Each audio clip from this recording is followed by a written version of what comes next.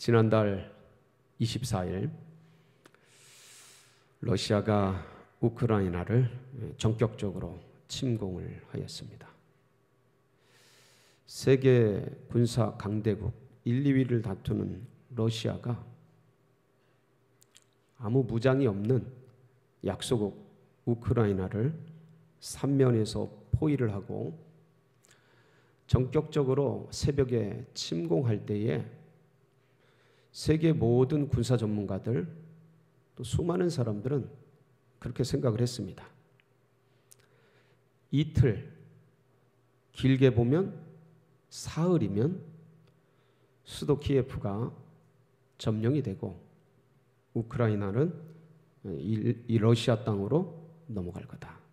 그렇게들 다 보았습니다. 그런데 놀랍게도 지금 열흘이 지난 오늘까지 우크라이나의 항전은 계속되고 있습니다. 여기에는 개전 초기에 한 사람의 놀라운 헌신이 있었기 때문입니다.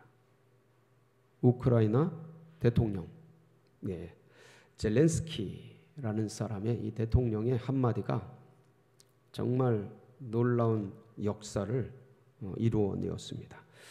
러시아의 침공을 그 정보를 입수한 미국은 세계 경찰 역할을 하고 있지 않습니까?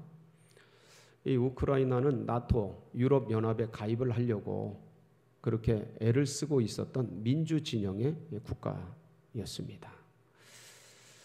그런데 그런 사람이 대통령이 체포가 되거나 죽음에 이르게 되면 굉장히 큰 문제가 되기 때문에 미국에서 사람들을 보내서 그 러시아 젤렌스키 대통령에게 승용차를 제공하면서 피신할 것을 권유하였습니다. 그런데 그때 이 젤렌스키 대통령이 코미디언 출신입니다. 다들 그 지도력에 의문을 품고 있었습니다. 국내외적으로. 근데 그 젤렌스키 대통령이 이렇게 말했습니다. 이곳에서 전쟁이 벌어졌다. 그러니까 내 땅 우크라이나를 얘기하죠. 내게는 피신 차량이 아니라 싸울 탄약이 필요하다. 탄약을 보급해달라. 그러니까 뭐 객관적인 차이, 다윗과 골리앗 수준을 넘어서 2, 3일이면 다 끝날 거다라고 모든 전문가들이 내다보고 있는 그런 상황. 버티면 다 죽는 상황. 그래서 사실은 누구나가 대피하고 피신할 만한 그러한 때에 젤렌스키 대통령의 이 결사항전의 한마디는 공포에 떨던 우크라이나 국민들을 결집되게 만드는 엄청난 발언이 되었습니다. 이날 밤, 이 새벽에 이런 일이 있었고요. 이날 밤 군복 차림에 젤렌스키 대통령이 SNS에 또다시 나타났습니다. 이런 모습인데 제가 이 트위터에 캡처를 좀 해왔습니다. 이 모습인데 그날 저녁에 이렇게 얘기를 합니다. 나는 수도를 떠나지 않을 것이다. 이게 아마도 여러분이 살아있는 나를 보는 마지막이 될 수 있다. 우리 정보에 따르면 적군은 나를 1번 목표로 내 가족을 2번 목표로 삼았다. 그래도 나는 무기를 내려놓지 않겠다. 지금까지 키예프에서 총을 들고 이렇게 결사항전을 밝히고 있습니다. 우크라이나 국민들이 뒤집어진 거예요. 공포에 떨던 이들이 대통령의 이 결사항전의 모습을 보면서 가족들을 인근 접경 국가 폴란드나 이런 데다 피신시키고 이제 같이 피신을 해야 되는데 시켜놓고 본인들은 다시 고국으로 돌아와서 자원 입대하고 있는 거예요. 그리고 이런 모습을 들은 전 세계에 흩어진 우크라이나 국민들이 본국으로 속속 입국하고 있는 거예요. 결사항전. 무기가 없으니 뭐 그냥 맨몸으로 쟁기 들고 이런 식으로 싸우고 있는 그들. 여기에 유럽이 깨났어요. 러시아의 겁을 먹었던 유럽, 그리고 3차 대전으로 흘러갈까 봐 뒤로 미루고 있던 미국, 온 세계가 깨어나서 지금 엄청난 무기를 우크라이나에 공급하고 있습니다. 그래서 비행기를 잡는 제블린 미사일, 그리고 탱크를 잡는 이 대전차 미사일, 이런 것들을 엄청나게 분쟁 지역에 수출을 하지 않고 개입하지 않는 독일이 깨어나서 엄청난 무기를 공급하고 있습니다. 지금은 야, 이거 이러다가 우크라이나가 이기겠는데? 라는 이 말도 안 되는 이런 상황까지 오게 되었습니다. 전쟁의 폐허 속에서, 공포 속에서 젤렌스키라는 희망의 꽃이 피어난 겁니다. 어쨌든 간에 저는 이 전쟁이 하루속히 빨리 끝나기를 바랍니다. 왜냐하면 너무나 무고한 희생이, 그리고 너무나 많은 공포와 불안들이 전 세계를 엄습하고, 이것들로 인해서 엄청난 경제적인 타격과 어려움들이 전 세계를 강타하고 있기 때문에 빨리 희생을 멈추고 전쟁이 종식되기를 간절히 바랍니다. 여러분들 이를 위해서 함께 기도해 주시기를 바랍니다. 제가 왜 전쟁 얘기를 했겠습니까? 오늘 우리가 읽은 이 본문이, 그 배경이 전쟁에서 기인된 겁니다. 호세아서 이 말씀은 특별히 여러분 오늘 저희가 집중해서 보려고 하는 말씀이 15절입니다. 15절 말씀 함께 보실까요? 거기서 비로소 그의 포도원을 그에게 주고 아골 골짜기로 소망의 문을 삼아 주리니 그가 거기서 응대하기를 어렸을 때와 애굽 땅에서 올라오던 날과 같이 하리라. 오늘 말씀 제목이기도 하죠. 아골 골짜기로 소망의 문을 삼아. 과거에 이 문장에는 과거의 전쟁의 역사가 포함되어 있습니다. 그리고 이제 호세아가 이 말씀을 들고서, 과거의 역사적 아픔이 묻어있는 이 말씀을 들고서 뭐를 하고 있냐면 미래의 예언을 선포하고 있는 겁니다. 그런데 이 호세아가 선포한 미래적 예언인 이 말씀을 영적으로 자세히 뜯어보면 여기에 그리스도 예수의 놀라운 사역과 은혜의 역사가 묻어있는 거예요. 살았고 운동력이 있는 이 말씀을 오늘날 우리가 현실에서 이 말씀을 들여다보면 바로 지금 우리에게 하시는 말씀이 되어지는 것입니다. 여기 다방면에 걸친 이 말씀을 우리가 함께 살펴볼 때에 여러분, 이 말씀이 고대디 고된 아골 골짜기 같은 인생길을 걸어가는 우리 모두에게 가슴에 잘 박힌 못처럼 새겨지고 힘이 되고 소망이 되는 은혜의 말씀 되시기를 축복합니다. 먼저 이게 과거의 역사적 의미가 뭐냐, 이게 아골 골짜기로 소망의 문을 삼는다는 게 어떤 의미냐. 여러분이 아골 골짜기 할 때 이 아골은 히브리어로 아코르입니다. 아코르가 뭐냐면 괴로움, 고통이란 뜻이에요. 그러니까 아코르라는 히브리어를 그대로 음역한 거예요. 아골. 근데 이 아골 골짜기가 나오는 성경의 말씀이 여호수아서 6장 7장에 기록이 되어 있습니다. 여러분 기억하시겠습니까? 여호수아 6장 7장 여리고성 전투, 아이성 전투, 가나안 점령 전투 기억나시죠? 여호수아가 요단강을 건너서 여리고성을 점령하기 위해서 뺑뺑 하루에 한 바퀴씩 마지막에 6바퀴 돌고 그래서 7바퀴 돌고 그래서 이제 무너지는 그런 역사가 있었지 않습니까? 그때 이 가나안 정복 전쟁은요, 그냥 보통 전쟁이 아닙니다. 군사적으로 무기를 동원해서 싸우는 단순한 전투적인 그러한 전쟁이 아니었습니다. 이 전쟁은 헤렘이라 그럽니다. 한번 따라해 볼까요? 헤렘. 이게 뭐냐면 하나님께 바쳐진 전쟁이란 뜻이에요. 이게 진멸 전쟁이라 그래요.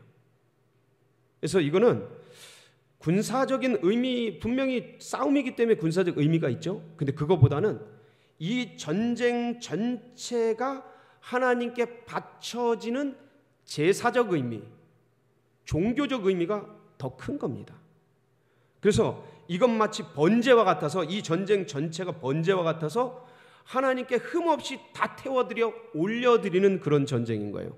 보통 전쟁은요, 싸우고 이기면 전리품을 본인들이 가져갑니다. 근데 이 전쟁은 그러지 못해요. 헤렘 전쟁은 다 하나님께 바쳐야 되는 거예요. 그래서 생명 있는 건 다 죽입니다. 남녀노소 따지지 않고 다 죽입니다.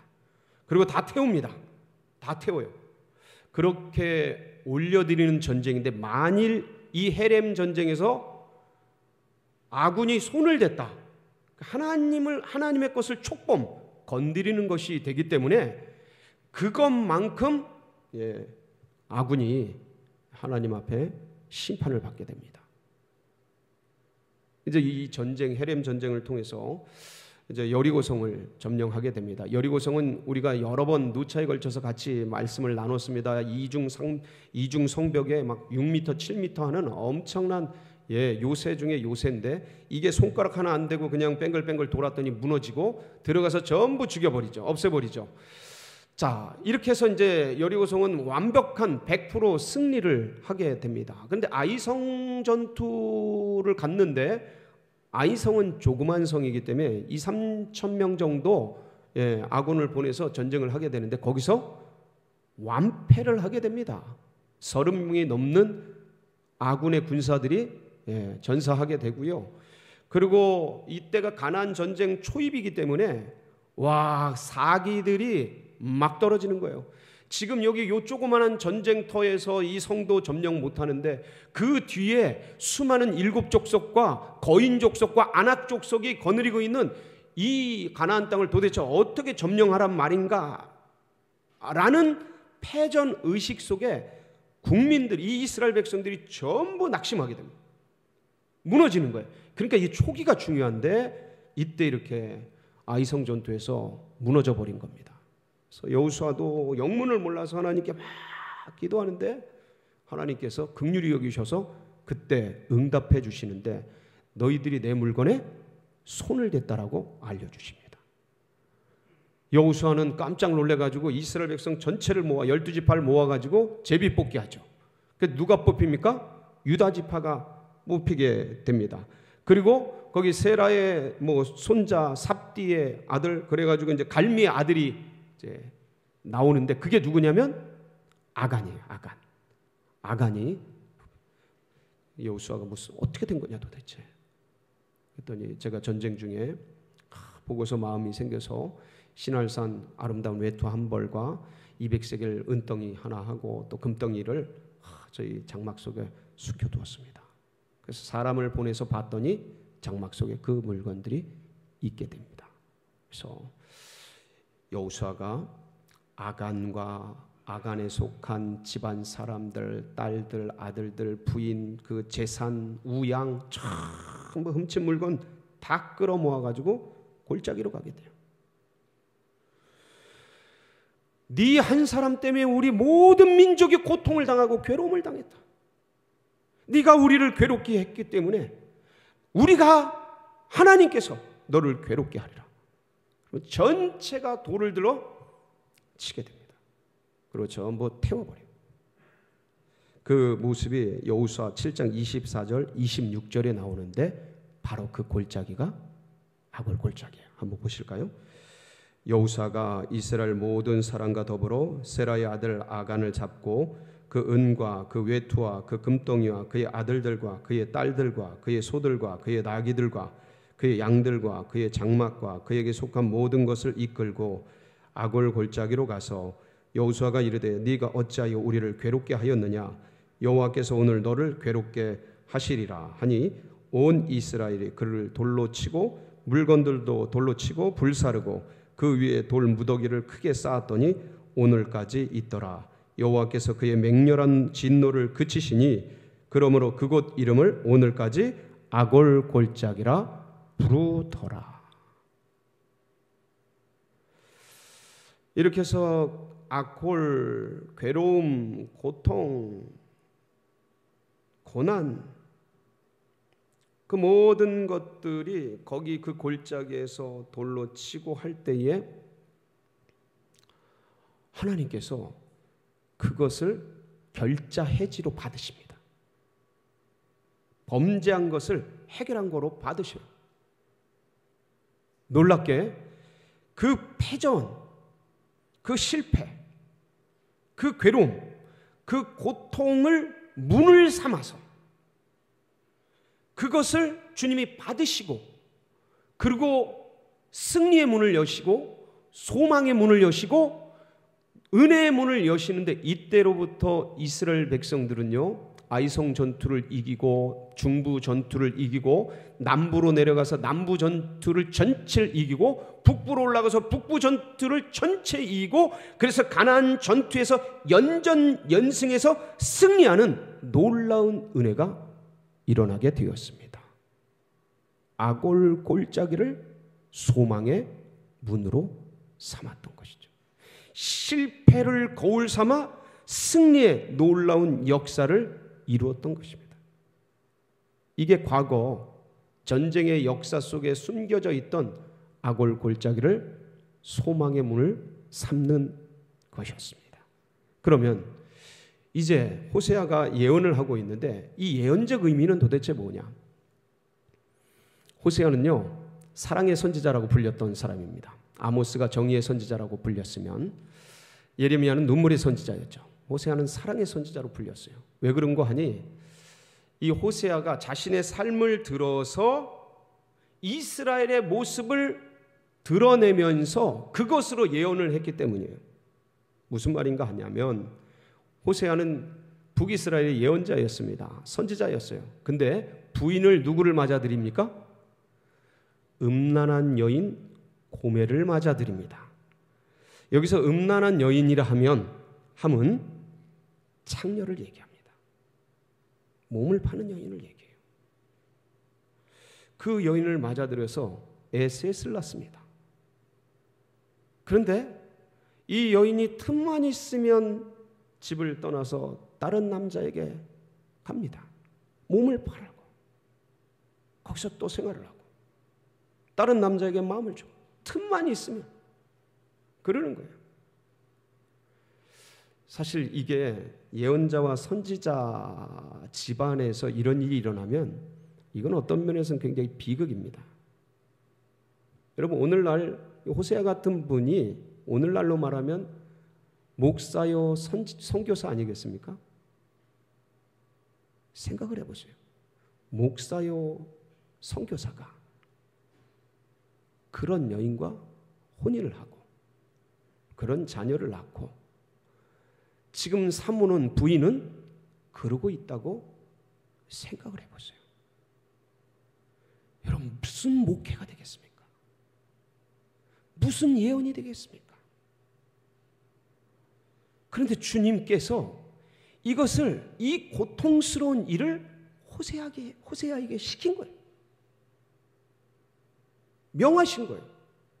참, 이거를 받아들이는 호세아도 대단한 거예요. 그걸 받아들여. 그러면서 너희가, 이 나라 이 민족이 지금 하나님 앞에서 이루고 있다.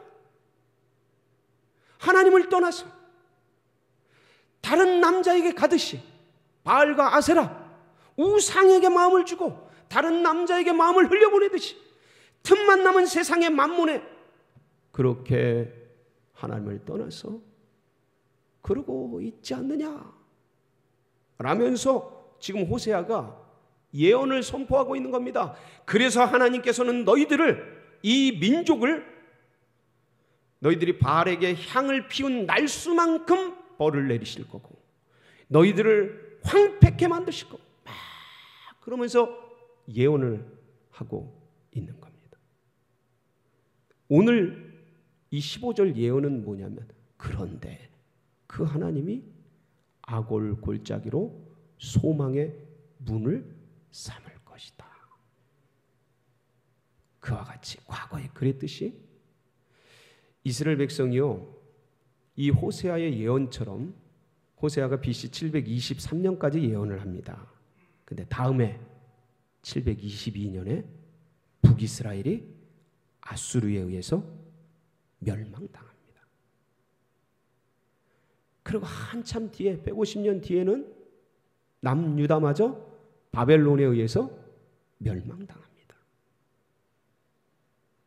그런데 기적같이 그 멸망과 폐허의 땅, 버려진 땅, 전쟁의 참패를 하고 아수르와 바벨론에 짓밟힌 그 괴로움의 그 땅에 70년 뒤에 하나님이 기가 막힌 은혜를 통해서 이스라엘 백성들을 본국으로 돌려보내시고 거기서 다시 수룹바벨 성전을 짓고 하나님 이스라엘의 그 땅을 회복시키면서 예루살렘 성을 재건하는 기적 같은 은혜, 그 일들이 일어나게 될 것이라는 지금 호세아의 예언인 것입니다. 그때는 예언이었는데 우리는 이게 실제적으로 역사 속에서 일어난 사건인 것을 알고 있는 것이죠. 세 번째는 영적인 의미인데, 여러분, 아골골짜기 하면 뭐하고 비슷합니까? 골고다랑 비슷하지 않습니까? 아골골짜기는 괴로움의 골짜기인데 골고다라는 뜻은 해골의 곳이라는 뜻입니다. 해골들이 모여있는, 해골이 나뒹구는 죽음의 땅, 폐허의 땅, 죄악의 땅, 이 골고다예요. 여기 오르신 분이 누구시죠? 우리의 인류의 모든 죄악을 품고 모든 허물과 죄를 품으시고 지시고 십자가를 등에 지시고 골고다를 쓰러지고 넘어지며 오르셨던 그분이 누구셔요? 예수 그리스도. 그분이 이 모든 죄짐, 모든 아픔, 인류의 모든 허물들을 다 뒤집어 쓰시고 괴로움의 골짜기, 아골 골짜기, 그 골고다에 오르시고 거기서 피를 흘리시고 십자가에서 죽으셨죠. 절망의 땅, 죽음의 땅, 해골의 곳, 괴로움의 그 땅, 거기서 기가 막히게도 사흘 만에 부활의 놀라운 소망의 꽃, 희망의 꽃이 피어나지 않았습니까? 그래서 우리 모두가, 모든 인류가, 영접하는 자 곧 그 이름을 믿는 자들 모두에게 길이요 진리요 생명 되신 우리 구주 예수 그리스도의 은혜를 따라서 아버지 하나님께 나아가는 산 생명의 길을 얻지 않게 되었습니까? 할렐루야. 그럼요. 아골 골짜기로 소망의 문을 삼듯이 우리 구주 예수 그리스도의 십자가로 부활의 영광, 영생 복락의 길을 만드신 주님께 감사와 찬양과 영광 올려 드립니다. 이게 묻어 있는 거예요. 이 영적인 아름다운 의미가 이 속에 묻어 있는 것이죠. 여러분, 이 말씀을 여러분 가슴 속에 깊이 새겨서 힘들고 어려울 때마다 붙들고 소망하며 달려가는 은혜가 있으시기를 바랍니다. 마지막으로, 그럼 우리 이 땅 가운데 지금 여기를 살아가는 우리들에겐 이게 무슨 의미냐? 코로나19로 지난 2년, 이제 3년 차 접어드는 우리 모두 고생 많으셨습니다. 수고 많으셨습니다. 애를 많이 쓰셨습니다. 거기다가 전쟁의 소식이 들려오고, 거기다가 저 동해에서는 울진에 큰 불이 나서 그 아시는 분이 있어서 연락을 해봤더니 기도원이 불타고, 기도원들은 산속에 있으니까, 교회도 산속에 있는 데가 있거든. 기도원이 불타고 오사 교회가 불타고 그러고 있다 그러더라고요. 처처에 이런 난리와 난리 소문에 소문이 들리고 이게 뭐 먼 전쟁 이야기고 남의 나라 이야기고 먼 코로나 얘기 같은데 먼 산불 얘기 같은데 이게 사실은 우리에게 경제적인 압박과 이 마스크를 씌우고서 대화를 못하게 하고 거리두기 하고 뭐 어딜 못 나가게 하고 아무것도 아닌 대화를 못하게 하고 전부 외로움 속에 가뜩이나 힘든 이 땅 어려운 땅 속에서 홀로 던져진 듯이 그렇게 몰아가는 지금 이 시국이 이게 아골골짜기가 아니면 도대체 뭐겠습니까? 이 인생이 마치 버려든듯이 고아처럼 삶의 척박한 광야 같은 데 던져진 지금 이 시국이 이 상황이 인생 문제 속에 씨름하고 있는 허덕허덕거리고 있는 우리네의 삶이 이게 아골골짜기 아닙니까? 그런데 여러분 절대 포기하지 마시기 바랍니다. 절대 낙심하지 마시기 바랍니다. 그 고난을 그 아골골짜기를 반드시 소망의 문을 삼아 주실 것입니다. 여러분 주를 향한 이 소망을 멈추지 마세요. 세상에 무릎 꿇지 마세요. 이 상황과 환경에 낙심하고 낙담하지 마세요. 끝까지 포기하지 말고 반드시 이 모든 것이 합력하여서 소망의 문을 여시리라. 전화위복의 축복으로 우리 주께서 역사하시리라. 주를 붙잡으세요. 원래 인생이 그랬습니다. 지나온 삶이 원래 그랬습니다. 원래 죄악된 인생이 이렇습니다. 거기를 소망의 문으로 바꾸시는 분, 그분을 굳게 붙들고 이 한 주간도 달려가는 복된 성도님들 되시기를 주의 이름으로 축원합니다.